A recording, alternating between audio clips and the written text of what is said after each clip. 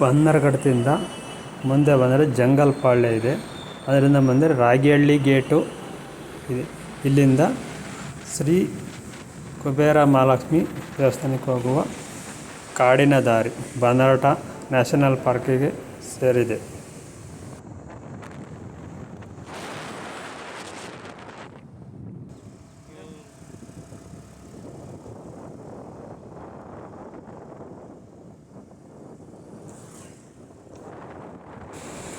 ಇಲ್ಲಿ ದಟ್ಟವಾದ ಅರಣ್ಯವಿದೆ. ತುಂಬ ಕಾಡುಮೃಗಗಳಿದೆ ಎಂದು ಹೇಳುತ್ತಾರೆ. ನಮಗೆ ಯಾವುದೋ ಹೋಗಿದ್ದಾಗ ಕಾಣಲಿಲ್ಲ. ತುಂಬ ಸೌಂದರ್ಯವಾದ ಕಾಡಾಗಿದೆ. ಬನ್ನರಘಟ್ಟಕ್ಕೆ ಸೇರಿರುವ ಕಾಡಲ್ಲಿ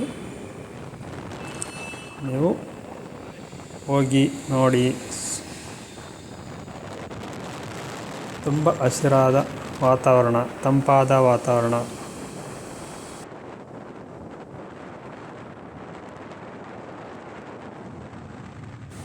ಕಾಡಿನ ಮಧ್ಯೆ ಅಲ್ಲಲ್ಲಿ ದೇವಸ್ಥಾನಗಳು ಕಂಡುಬರುತ್ತವೆ.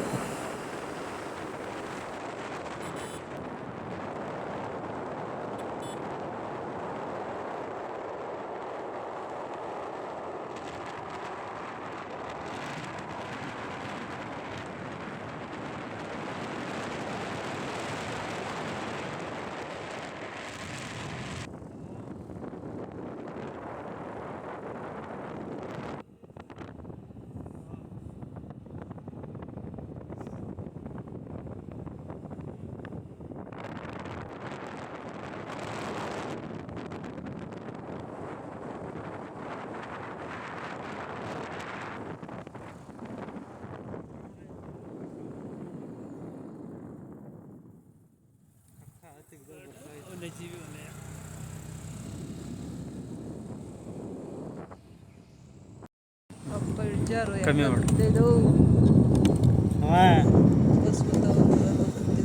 ಎಲ್ಲೆಲ್ಲ ಕರ್ಕೊಂಬತ್ತ ಕಣವನು. ಸಖತ್ ಕಾಡಿದೆ. ಮಳೆ ಬಂದ್ರೆ ಹಸೂರು ಕಾಣ್ತಿದೆ.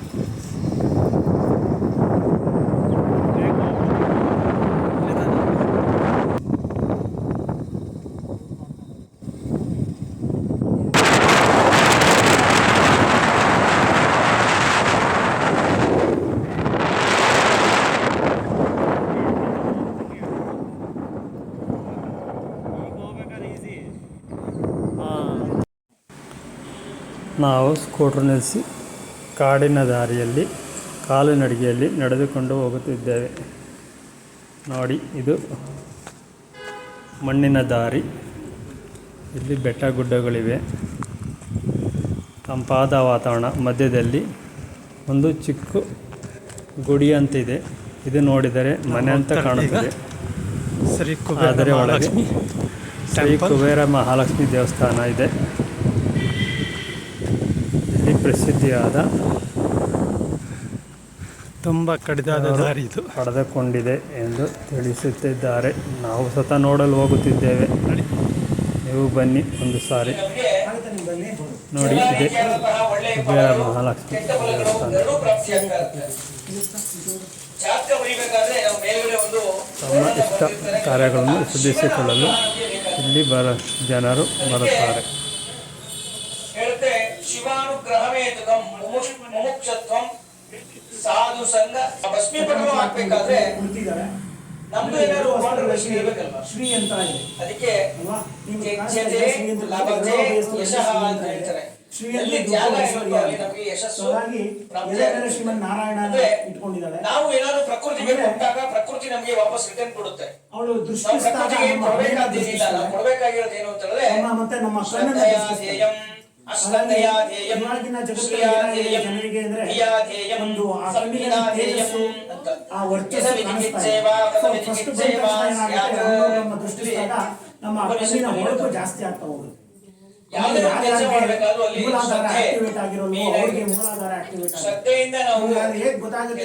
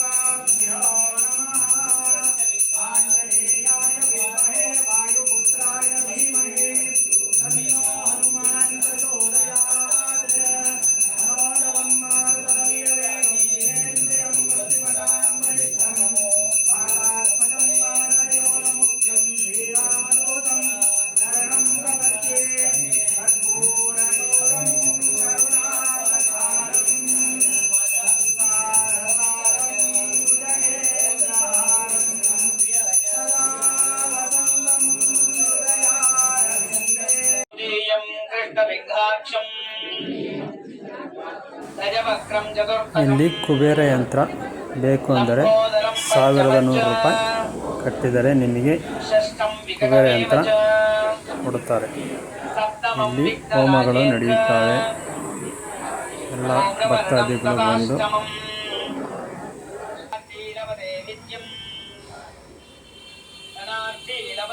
ನೋಡಿ, ಇದೆ ದೇವಸ್ಥಾನ. ಸಾಧಾರಣವಾಗಿರುವಂಥ ಕಾಣುತ್ತದೆ ನಿಮಗೆ. ಈ ತಂಪಾದ ಕಾಡಿನ ವಾತಾವರಣದಲ್ಲಿ ಒಂದು ಬೆಟ್ಟದ ತುದಿಯಲ್ಲಿ ಇದೆ. ಸರಳವಾಗಿ ನೋಡಲು ಕಾಣುತ್ತದೆ. ಇಲ್ಲಿಗೆ ಬಸ್ ಸೌಕರ್ಯಗಳಿವೆ. ಕಾರು ಸ್ಕೂಟರ್ಗಳಲ್ಲಿ ಬರ್ತಾರೆ.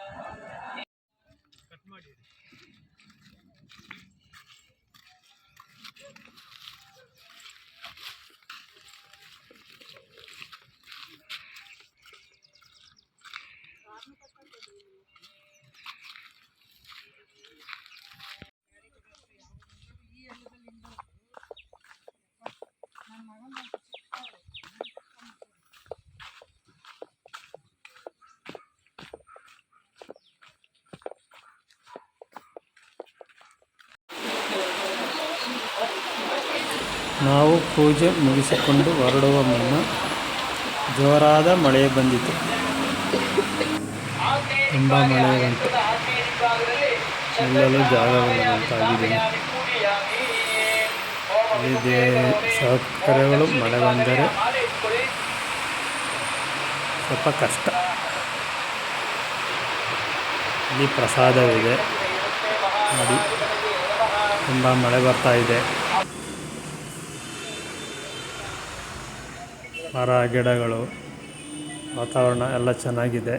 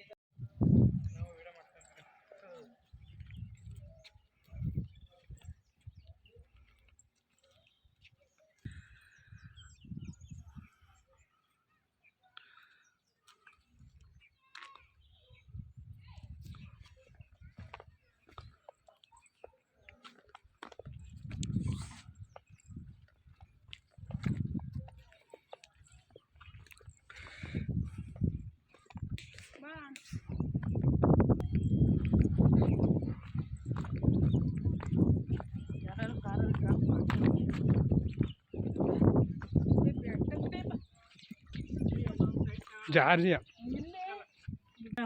ಏನು ಮಾಡ್ತೀವಿ. ಇಲ್ಲಿ ಒಂದು ಮನೆ ಇದೆ ಚೆನ್ನಾಗಿ.